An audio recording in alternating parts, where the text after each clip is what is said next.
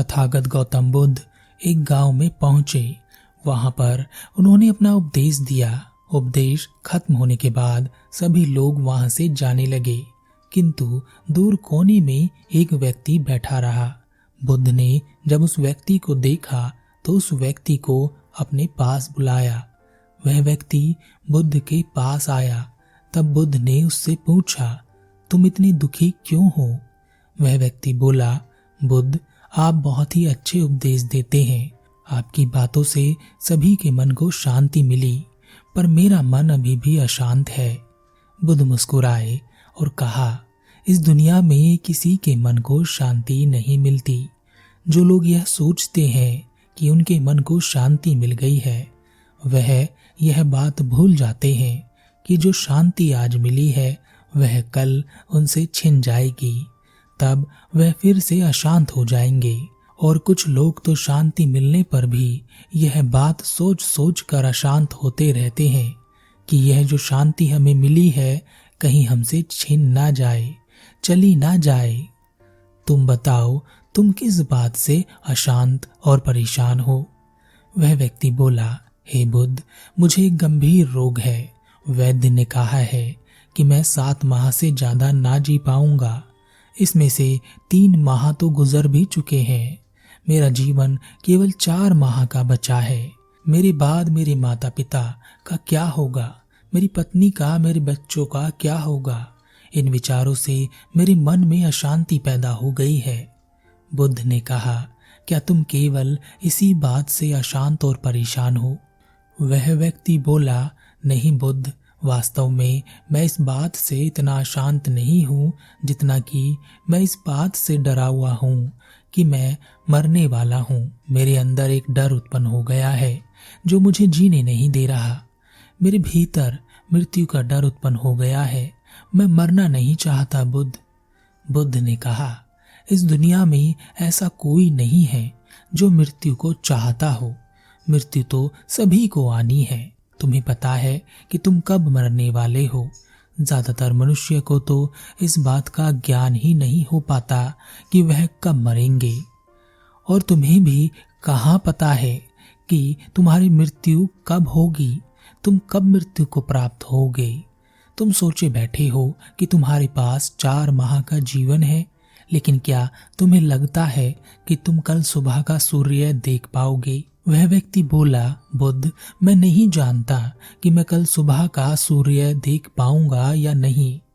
बुद्ध ने कहा, अगर तुम्हें यह बात ना पता चलती कि तुम 7 माह बाद मृत्यु को प्राप्त हो जाओगे, तब तुम वैसे ही जीते जैसे तुम रोज जीते रहे हो, और एक दिन ऐसे ही मृत्यु को प्राप्त हो जाते। इसलिए जो जीवन तुम्हारा शेष बचा हुआ है, उस जीवन को होश पूर्वक जियो, और जो उपहार तुम्हें मिला है उसे स्वीकार करो, उसका अनादर मत करो।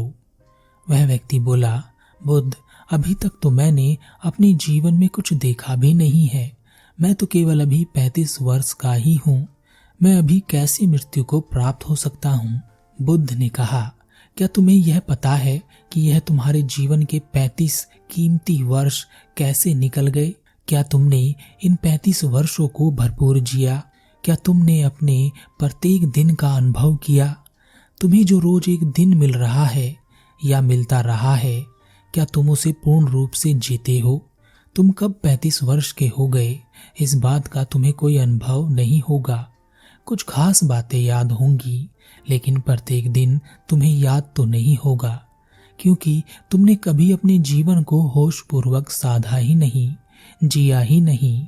अगर तुम होश पूर्वक जीते तो यह 35 वर्ष तुम्हारे लिए 35,000 वर्ष के बराबर हो जाते, और प्रत्येक दिन तुम अपना एक पूरा जीवन जीते।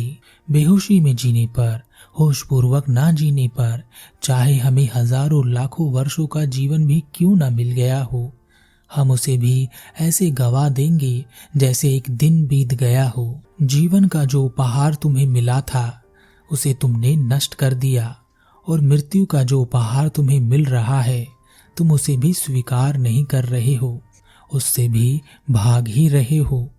व्यक्ति ने कहा, मैं आपकी बात नहीं समझ पा रहा हूँ बुद्ध। जीवन का उपहार तो उपहार है, परंतु मृत्यु उपहार कैसे हो सकती है। जब यह बात हो रही थी तब उस व्यक्ति के पिता भी वहां पहुंच गए और वह भी बुद्ध की बातें सुनने लगे। बुद्ध ने कहा, वास्तव में मृत्यु जागरण है। तुमने अपने जीवन के 35 वर्ष जिए परंतु कभी जीवन के विषय में विचार नहीं किया, परंतु मृत्यु की आहट से ही तुम जीवन के विषय में विचार करने लगे। मृत्यु का यही काम है, यह मनुष्य को जागरण की ओर ले जाती है। अगर मृत्यु ना हो तो मनुष्य जीवन तक अंधेरे में ही घूमता रहेगा और कभी भी प्रकाश की ओर नहीं आ सकेगा। क्या तुम्हें अपने जन्म से पहले का कोई ज्ञान है? व्यक्ति ने कहा, नहीं बुद्ध, मुझे अपने जन्म से पहले का कोई ज्ञान नहीं है। बुद्ध ने कहा, जिस प्रकार तुम्हें जन्म से पहले का कोई ज्ञान नहीं है, ठीक उसी प्रकार मृत्यु का भी तुम्हें कोई ज्ञान नहीं है। इसलिए तुम डरे हुए हो। अपने बचे हुए बाकी जीवन को होश पूर्वक जियो और ध्यान करो। जब तुम जीवन को समझ जाओगे तब तुम मृत्यु को भी समझ पाओगे। यह जो डर तुम्हारे भीतर मृत्यु का है वह निकल जाएगा। तब तुम मृत्यु के उपहार को भी सहज रूप से स्वीकार कर सकोगे। उस व्यक्ति के पिता ने जब बुद्ध की बातें सुनी तो उन्होंने बुद्ध से कहा, हे बुद्ध, आप जो कह रहे हैं वह सही है, लेकिन आप मृत्यु को उपहार कैसे बता सकते हैं? मृत्यु हमारे पुत्र के लिए उपहार हो सकती है, लेकिन यह हमारे लिए कैसे उपहार हो सकती है? क्योंकि हमारा उपहार तो हमारा पुत्र ही है। अगर वह हमसे छिन गया तो हमारा उपहार भी छिन जाएगा। तब हम क्या करेंगे? बुद्ध ने कहा, क्या तुम्हें किसी ने कोई उपहार दिया है?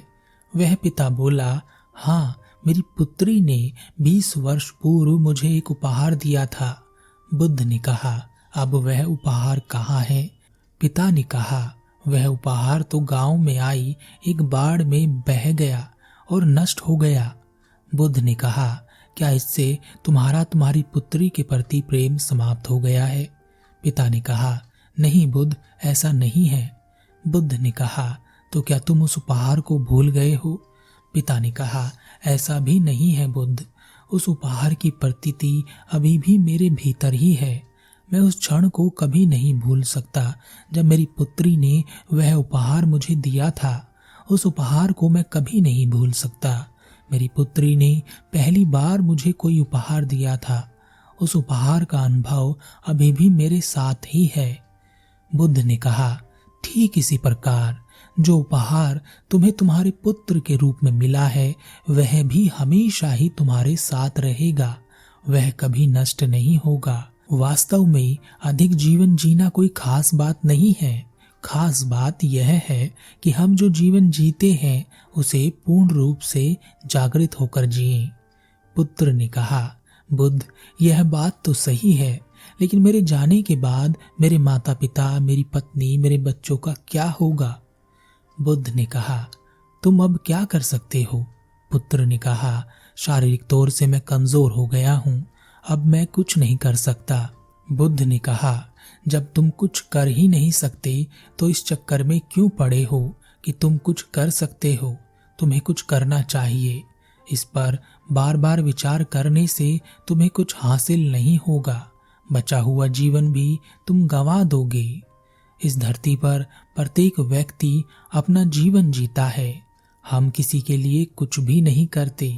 हमें ऐसा भ्रम रहता है कि हम कुछ कर रहे हैं जिससे कि हमारे परिवार वालों का जीवन आसान हो जाए, लेकिन ऐसा बिल्कुल भी नहीं है। हम जो भी करते हैं अपने लिए करते हैं। आज अगर तुम अपनी पत्नी, अपने बच्चों, माता पिता के लिए जमीन जायदाद इकट्ठा कर रहे हो तो वह सब भी तुम अपने माता पिता, अपने बच्चों या अपनी पत्नी के लिए नहीं कर रहे हो। वह तो केवल तुम अपने लिए कर रहे हो। ऐसा करने से तुम्हें आंतरिक शांति मिलेगी, लेकिन तुम इस भ्रम में जीते रहोगे कि तुमने उनके लिए कुछ किया, लेकिन वास्तव में यह तुमने अपने लिए किया। लेकिन अगर तुम यह सब भी नहीं करोगे तो भी उनके जीवन पर कोई प्रभाव नहीं पड़ेगा, क्योंकि जीवन कठिनाइयों से भरा है।